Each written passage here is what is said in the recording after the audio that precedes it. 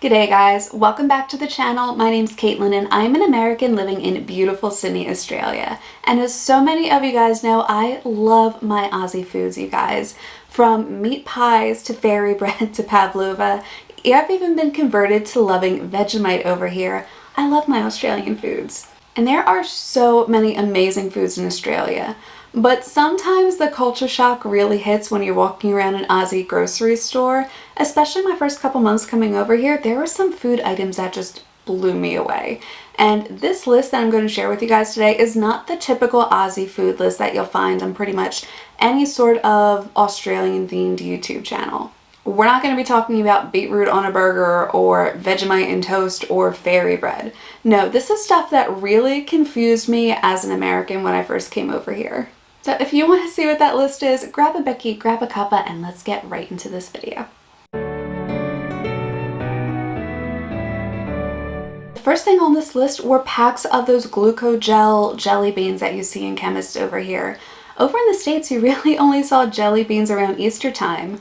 So when I moved over here in December of 2021, I was surprised to walk into a chemist and just see packs of different flavored jelly beans everywhere. I mean, every chemist from the large chain places like Chemist Warehouse to the little mom and pop chemists sell these glucogel jelly beans. And they're not bad as far as jelly beans go. If you like jelly beans, they're actually pretty good. I know a couple people who absolutely love these. But just as an American, it's so strange to walk into a chemist and see jelly beans everywhere. The second thing, and this is going to be a controversial one for some of you guys, especially like your old school Aussies, but Musk Sticks. I cannot stand Musk Sticks. For Americans out there, they're these little pink candies, or lollies as they're called over here. They're a little chalky, they're a little chewy, and they taste like Pepto-Bismol. They are bright pink like Pepto-Bismol. It is disgusting because it just reminds me of being a kid with an upset stomach and my gram trying to force me to drink Pepto-Bismol, which I could not stand as a kid. I can't even stand it now as an adult. The taste is just gross. And that is a candy flavor over here. Musk Sticks. It's so strange. It's so bizarre to me as an American because it just tastes like kids' medicine that I remember hated growing up. Number 3 is canned mixed alcoholic drinks. And this is something that's slowly starting to become more popular over in the States, but right before I moved over here, it wasn't that common to find canned cocktails in a lot of the wine and spirit stores, at least over in Pennsylvania where I grew up. Whereas over here, pre-mixed drinks are very, very readily available, and there's a huge variety of them. You'll find like 4 or 5 different varieties of whiskey and cola or rum and cola over here, gin and tonics, vodka sodas. There's just a lot of those easy one mixer, one spirit kind of drinks available in cans over here. It just surprised me because it's something that's slowly starting to become more popular in the States. It just wasn't really that popular before I moved over here. I've heard that they're coming out with more varieties and whatnot over in the States, but there's a huge variety of these pre-mixed drinks over here in Australia. It blew me away when I first walked into a Dan Murphy's. And speaking of drinks, lemon lime and bitters in a pub. It's one of the best drinks I have ever had. Like, it is the perfect summer drink. I think there's a tiny bit of alcohol in it, but for the most part it's considered a non-alcoholic drink because it's so small. Like, I think it's under 1%. But lemon lime and bitters is so good. It's delicious. If you ever have the chance to stop at an Aussie pub, and whether you're in the mood for a drink or not, grab a lemon lime and bitters because they are so incredibly good. And one thing that shocked me about pubs over here is that chicken parma or chicken parmy, whatever you want to call it, that's a little bit of a debate. Let me know in the comments down below. Do you guys call it parma or parmy? But these giant breaded chicken schnitzel parmas over here in pubs, that's such a shock to find out that not only do pubs regularly serve food over here, but that they serve decent food over here. Unless you're going to an actual restaurant, for the most part, people in the States don't go to bars to get food. They might get a couple little appetizer things or something here and there to pick at, but that's really about it. People don't go to bars for a full-on meal. They'll go to a restaurant and maybe sit at the bar and eat, but typically if people are going to bars, they're just going there for drinks, maybe a couple snacks, not a full-on pub meal like you get here, or a pub feed as I've also heard it called. One thing that I absolutely love is that meat pies are sold in servos over here. You can stop in a 7-Eleven and there's like 2 or 3 different varieties of meat pies to pick from, on top of like sausage rolls and spinach and feta rolls and your regular sandwiches and stuff like that. It just amazes me that meat pies are sold in servos over here. I love that. I know it's something that is so common to so many Aussies that they might not even think about it. For Americans, it's almost like when you go into a 7-Eleven and they have those taquitos or buffalo wings or pizza or those hot dogs on a roller that have been sitting in there for who knows how long. It's basically the Aussie version of those hot dogs. They're quick, they're easy, they're cheap, you know what they're going to taste like, you know that they're going to be good. I just love that that's actually a little thing over here, is being able to pick up a meat pie with a small little side of tomato sauce at like a servo. It's so cool. Number 7 are slices. And when Americans think of slices, or if you think about any sort of dessert slices, we think of slices of cake, like a slice of birthday cake, probably with a couple layers and frosting in between. That is what a slice would kind of be over in the States, but even then it's still just a slice of cake. We don't just call it a slice. Whereas over here, Australian slices are like these little rectangular bars. They're normally kind of dense to keep their shape, and you could have like a coconut bar, a lemon bar.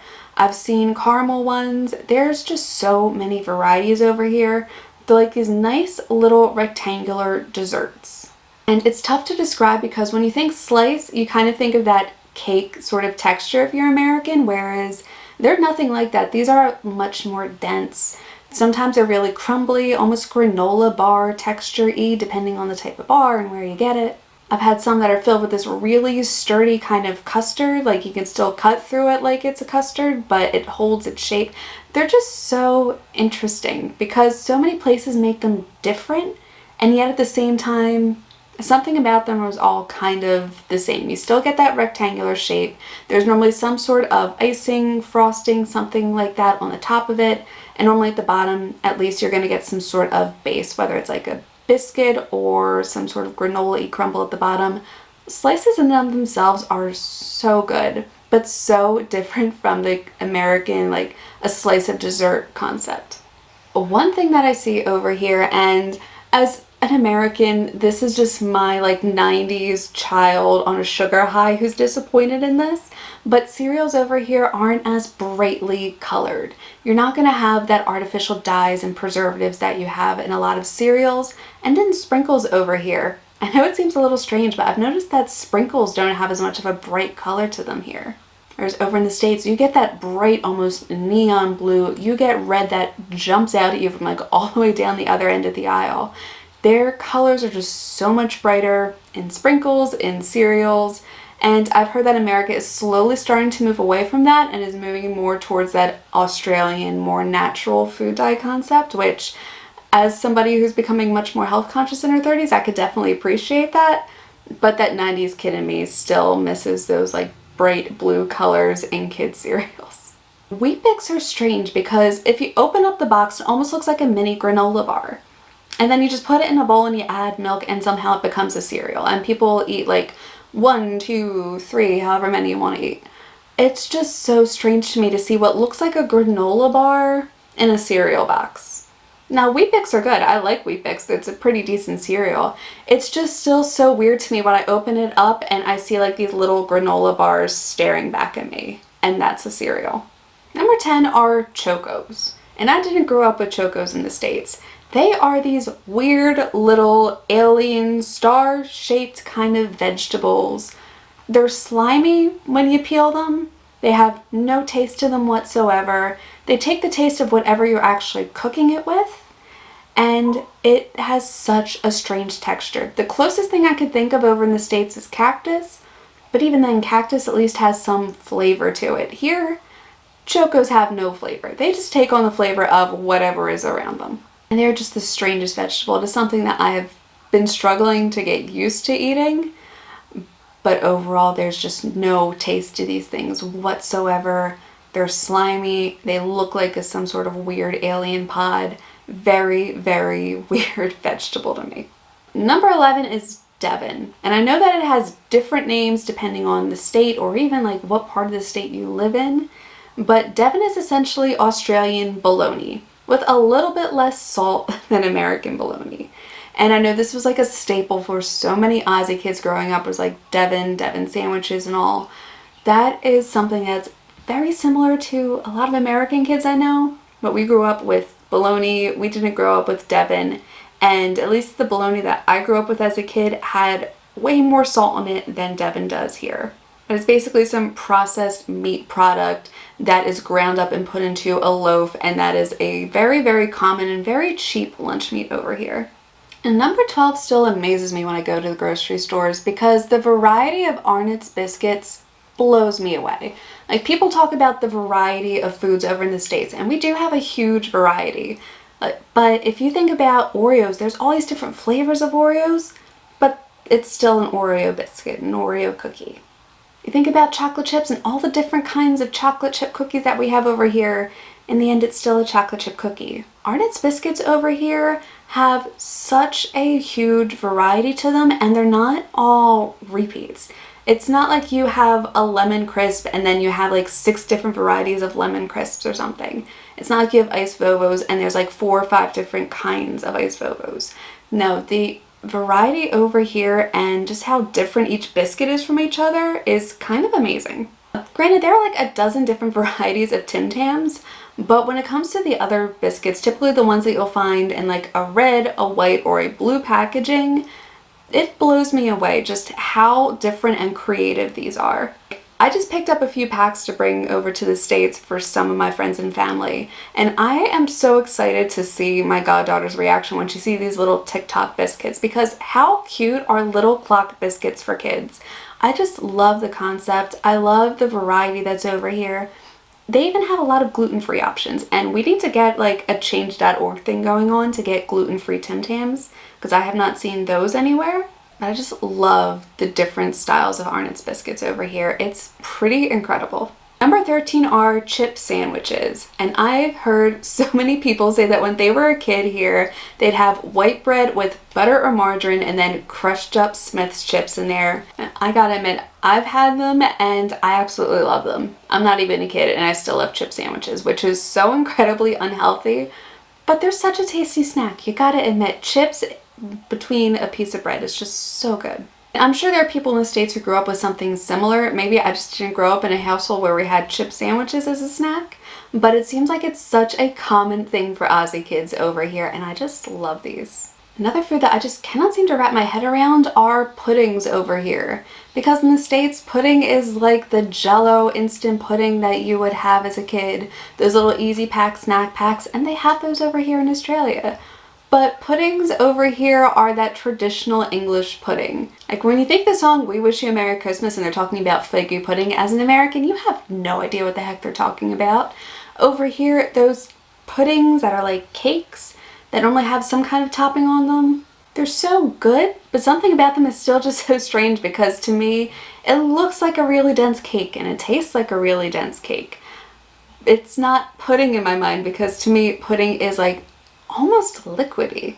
So as an American, getting used to the concept that pudding is like a really dense cake over here is something that is taking a little while for me to wrap my head around. Maybe I just need to spend a couple more Christmases here for it to finally click, but when I hear pudding, my American brain immediately jumps to those like easy pack snack packs that you have as a kid, not like sticky date pudding that you would have around Christmas.